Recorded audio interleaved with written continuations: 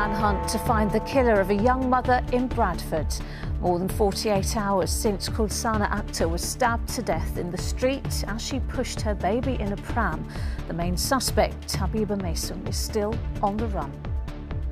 Through the lines of inquiries that we've done an all ports warning, and I believe him to still be in this country at this moment in time. Today it emerged both the suspect and the victim were known to police. We'll have the latest from Bradford also tonight. Returning to what is left of Gaza's second largest city as Israel withdraws some of its troops from Khan Yunis. Plus.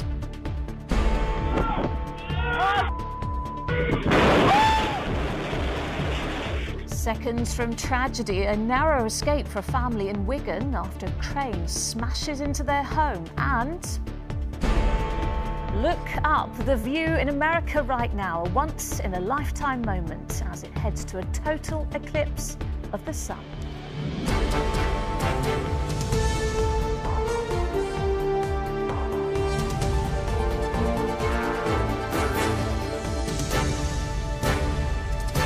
This is the ITV Evening News with Lucrezia Millarini. Good evening. As the manhunt for her killer continues, the woman who was stabbed to death on the streets of Bradford in the middle of the afternoon has tonight been named by police. Kulsana Akhtar, who was 27, was stabbed in the neck a number of times as she pushed her baby in a pram through Bradford city centre. Police have identified the man they are hunting as Habiba Masoum, who is wanted on suspicion of her murder. And tonight, officers released new CCTV images of him. From Bradford, Martha Fairley has the latest. This was Habiba Masoum 6 months ago, an aspiring influencer posting video blogs on his social media channels demonstrating how to set up a crib for a newborn. But the 25-year-old, who recently completed a master's degree in marketing at the University of Bradford, is now the subject of a nationwide manhunt, suspected of fatally stabbing a woman in broad daylight. She has been named as 27-year-old Kulsana Akhtar, attacked as she pushed her baby in a pram in Bradford on Saturday afternoon. Local shopkeeper Gio Khan ran to help, but Kulsana later died of her injuries. I heard screaming. I was inside. I ran down, and then doctor came privately, and he said that he's a doctor. So him and me, and there was some other guy, we tried to rescue her, but she was already gone, I think. West Yorkshire police have released CCTV images of Masoum, including this picture of him before the attack. The last known sighting of him was at 3:42 on Saturday afternoon, when he got off a bus in the city's Killinghall Road and walked towards Moor Park. Through initial CCTV inquiries, we identified a suspect, 25-year-old Habiba Masoum. Kulsana and Masoum are known to each other and are from Oldham in Greater Manchester. On Sunday, we circulated an appeal to locate Masoum, who also has links to Burnley and Chester. Police have been searching addresses in Burnley and Chester, as well as Oldham, where both Masoum and Kulsana were from. A 23-year-old man has been arrested in Cheshire on suspicion of assisting an offender, but the hunt for Habiba Masoum continues. Well, West Yorkshire police have confirmed that the suspect, Habiba Masoum, was known to police before the attack, but not specifically to this force. They have, however, referred themselves to the police watchdog, the IOPC, because West Yorkshire police had had contact with Kulsana Akhtar before her death. They're asking anyone who knows of Masoum's whereabouts to call 999 and not to approach him. Martha, thank you. The withdrawal of Israeli forces from the city of Khan Yunis in southern Gaza meant that its surviving inhabitants were able to start returning there today. What they've come back to, however, is a scene of utter ruin and devastation. And with prospects of a ceasefire still looking far off, a similar fate may await the town of Rafah after the Israeli Prime Minister Benjamin Netanyahu said tonight there is a date for invading it. From Tel Aviv, our senior international correspondent John Irvine. A room with a view of the obliterated city of Khan Yunis in southern Gaza. This place was consumed by war for 4 months, and evacuees who call it home had feared there wouldn't be much left to return to when the time came.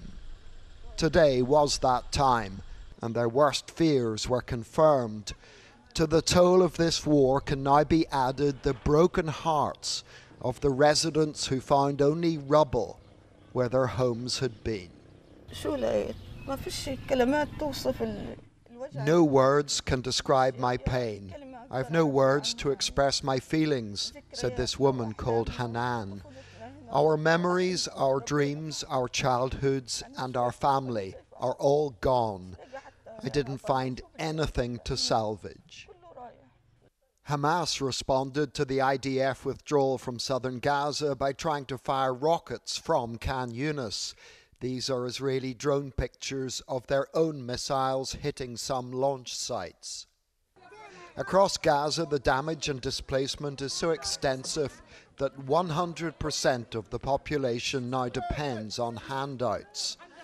At this cooking station, the food being given out was provided by World Central Kitchen before it suspended operations following the killing of 7 of its staff this day last week. The cook, Mohammed Al-Ammareen, said that unless the suspension was lifted, his stockpiles would run out by the end of this week.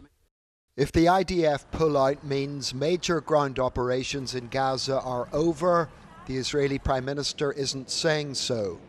Neither will he talk about options for what's called the day after, when the war finally ends. Tonight, now into its 7th month, this war is in limbo. There could be a ceasefire, or there could be a new assault on Rafah. It's not even clear that there is a plan, even for tomorrow, let alone the day after. John Irvine, ITV News, Tel Aviv. 2 men were jailed for life today for stabbing a footballer to death inside a Birmingham nightclub. Cody Fisher, who was 23 and played for Stratford Town, was killed on Boxing Day in 2022 after a minor altercation 2 days earlier. His mother, Tracy Fisher, said getting justice for her son had been a long and harrowing road. Remy Gordon on the left and Cammy Carpenter were both found guilty of his murder. After a 10-week trial, Gordon was sentenced to a minimum of 26 years in prison, while Carpenter will spend at least 25 years behind bars. Next tonight, remarkable footage from a doorbell camera have emerged of the dramatic moments when a toppling crane sent a huge container crashing into a house in Wigan. The pictures show how a child was able to run out of the way just in time. Amy Welch reports. A child innocently rides their bike below, while a crane towers above. They look up just in time. Quick, quick, run, someone shouts on this doorbell footage. Seconds later, a metal container comes crashing down. Miraculously, the child is safe, and so is everyone else. You're all right, yeah, we're all right. But inside, there's devastation. Shattered glass downstairs, broken bricks upstairs, where a crane has smashed through the front bedroom. It's understood the lorry carrying the crane had been trying to lift a metal container from this nearby playing field to where it was parked here on Flapperfold Lane when it toppled over. And while we don't yet know the cause, the strong winds of Storm Kathleen on Saturday could certainly have been a factor.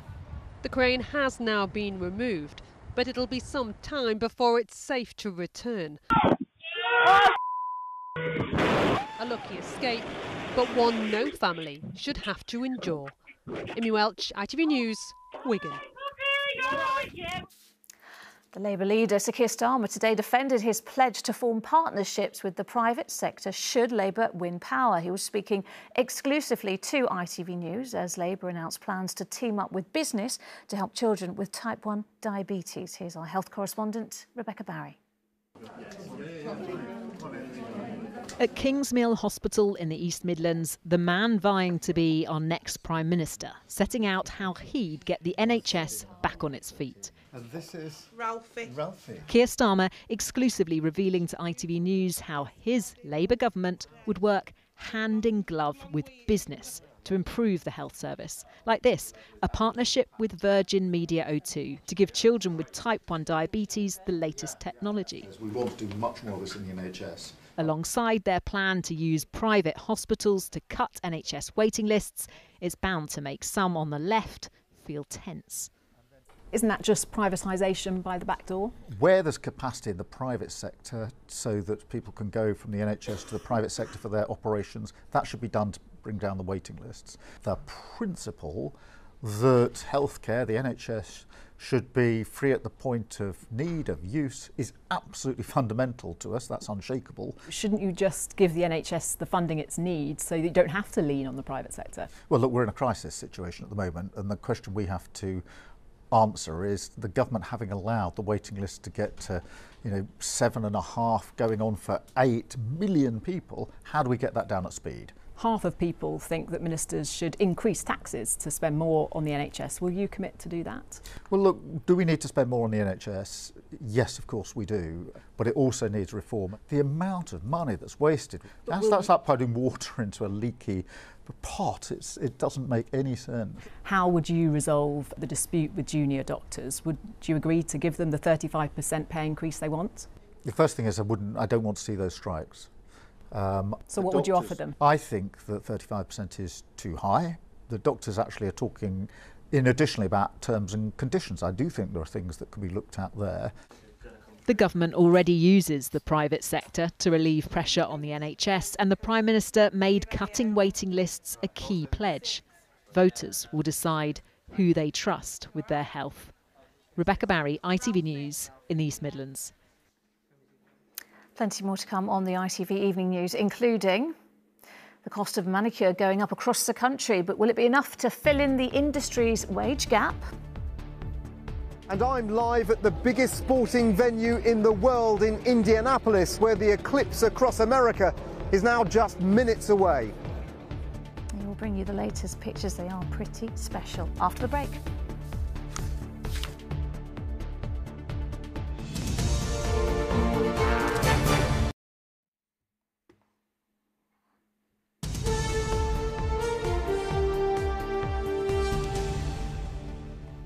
Hello and welcome back. The price of making your hands look beautiful may well have gone up from today as nail salon workers across the UK joined forces to raise their prices. The organisers claim many nail technicians end up earning less than the national minimum wage. Today's action is aimed at helping to pull them out of that poverty trap. Rhys Williams reports.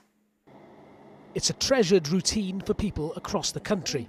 For many, as well as being pampered, getting your nails done is like therapy. Pop that hand in for me, please, Julie. Carly is one of the roughly 100,000 beauty technicians working in the UK. Many are raising their prices today, but she isn't one of them. Dramatically increasing overheads at her salon in Swansea forced her to jack up her fees last summer. A lot of people are in this industry for the passion, for the love of the job, which always helps, and the relationship that you build up with the clients as well is a big thing. But we also have to live. So yeah, it's hard going, trying to make the right cuts and obviously increase prices without making the prices so high that you're putting clients off or stopping them coming in. This nail salon has seen its bills increase by around £200 a month over the last 2 years. It's a similar story across the country, and the Nail Tech organisation says that it means the average pay of its members is just £7 an hour. That hourly rate is far lower than the national living wage of £11.44. The cost of utilities and nail products have increased over the years. The average cost of a manicure is currently around £38, but some salons have indicated the cost could go up between £5 and £10 per treatment. The nail industry has long faced serious challenges.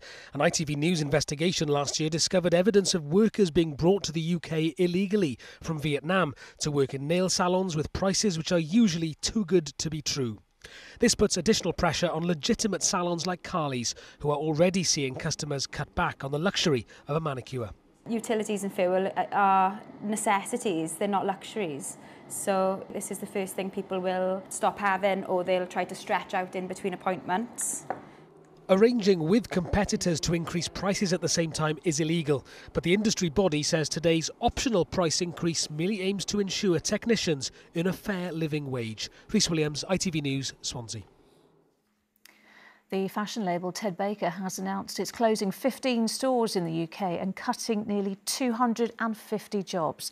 The chain behind the shops hired administrators last month. A further 25 head office roles and 4 additional stores had already been slated for closure. Now, Boeing is again under investigation after an engine cowling on a 737-800 airliner fell off during takeoff and struck a wing flap. The Southwest Airlines aircraft safely returned to Denver International Airport with more than 140 people on board. Now, for a second time this season, Everton Football Club have been docked points for breaching Premier League financial rules. The penalty imposed, losing 2 points, means the club drops even closer to the Premier League relegation zone. Tim Scott is at Goodison Park for us this evening. Tim. Yes, bad news for Everton fans today. A 2-point deduction, leaving the club just 2 points above the relegation zone with only 7 games of the season left to play. A Premier League commission has found the club guilty of breaching profit and sustainability rules for a 3-year period up to June 2023.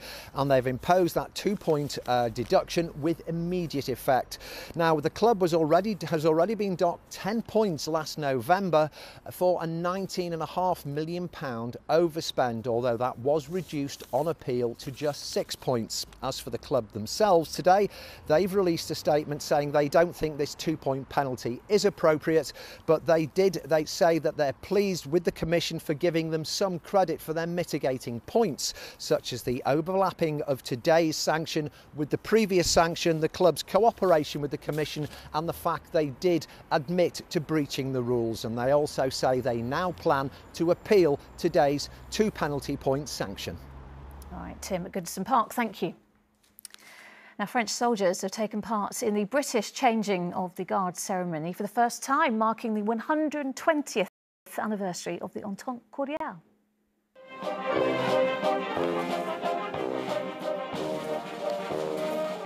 The Duke and Duchess of Edinburgh represented the King at today's event while he continues his cancer treatment. The Entente Cordiale was a series of agreements that settled former disputes and significantly improved relations between the UK and France.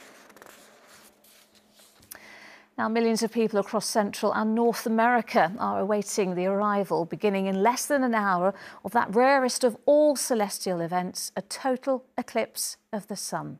That is when the path of the moon crosses in front of the sun, obscuring it completely, except for a halo of light around the rim. Tonight, the eclipse's so-called path of totality, when day briefly becomes night, hits Dallas, Texas at 1:40 p.m. local time. That's 7:40 p.m. here. It then travels northeast and through New York State before reaching Niagara Falls at just after 3:20 local time. That is 20 past 8 here. Well, the process is just beginning in many places. This is what can be seen live in Mazatlan in Mexico. And our correspondent Dan Rivers is in Indianapolis, where crowds are gathering to witness this once-in-a-lifetime event. Dan.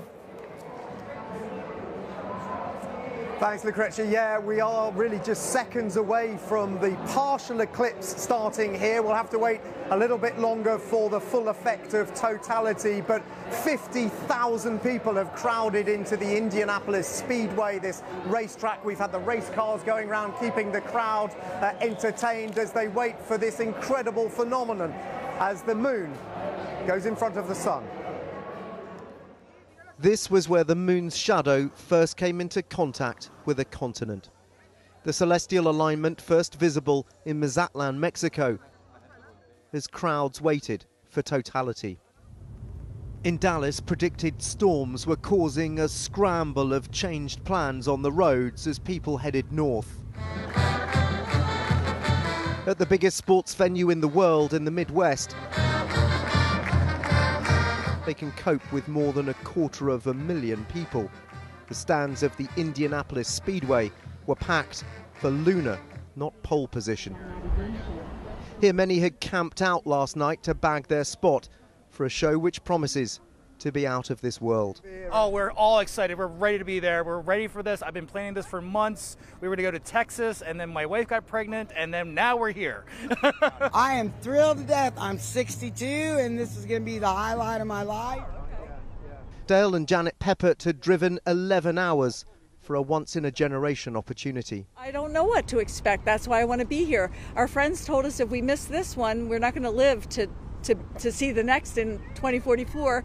And this is nice because it has a auto assist to show me that I get everything in focus. Josh and Melissa Manza are wedding photographers who've turned their cameras on a very different union of sun and moon. It's incredible. It goes dark for a moment, it gets a little bit cold, and then you just see the burst of light back through the other side. So it's really beautiful. The best conditions are likely to be up in New England. This morning word had got out and queues were building. Okay, but put them on first. Got it? But everyone in the United States will experience at least a partial eclipse. You see it? Even if only a select few will witness the full spectacle of totality. Well, it has just begun here. I think we've got a live shot of the moon just beginning to inch over the sun here in Indianapolis. So you can't really perceive it yet, but that effect of the light being blocked out will get greater and greater, and then in just over an hour we will be plunged into darkness for what we hope will be quite an incredible effect as long as the sky stays clear. Back to you. Let's hope so. Dan in Indianapolis, thank you. And a partial eclipse will be visible, weather permitting, here in parts of the UK. There is a guide to where that is on the website, itv.com/news. But that's all from us for now. Raggy is back with news at 10. But we leave you now with live shots from the US as the moon moves across the sun with a total eclipse only moments away. But from all of us, bye-bye.